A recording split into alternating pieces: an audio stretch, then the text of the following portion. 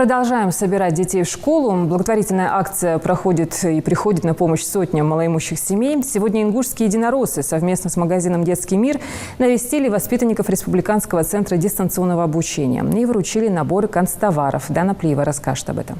За столом собрались особенные дети, а также их родители, которые не понаслышке знают, насколько важна поддержка и забота со стороны. Потому они вдвойне рады приходу сегодняшних гостей. В рамках благотворительной акции «Собери ребенка в школу» отделение партии «Единая Россия» по городу Магаз совместно с магазином «Детский мир» решили порадовать ребят небольшими презентами. Это наша совместная третья благотворительная акция за последние полгода. Тематики бывают разные, мы подстраиваемся под каждое мероприятие. Первое – это был конкурс-фестиваль, второе – это был День защиты детей.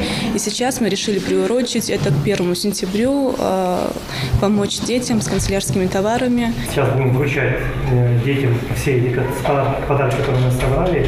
Я думаю, что это не последний раз. Мы будем почаще с вами встречаться и будем радовать вас и ваших детей. 20 пакетов с игрушками, раскрасками, развивающими книгами и тестами. В центре обучается 260 детей с самыми различными диагнозами: ДЦП, синдромом Дауна, слабовидящие и слабослышащие.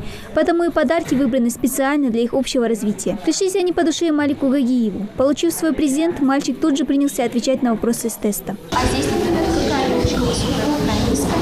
Вот низкая, вот высокая.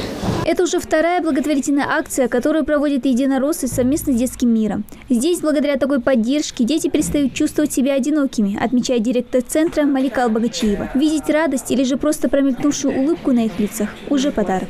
Дети, которые у нас обучаются, это самые благодарные дети и самые замечательные.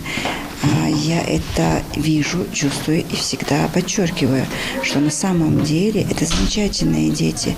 Они живут полной жизнью, они развиваются, они ценят каждый момент и каждый миг, и каждый раз пытаются не упустить что-либо.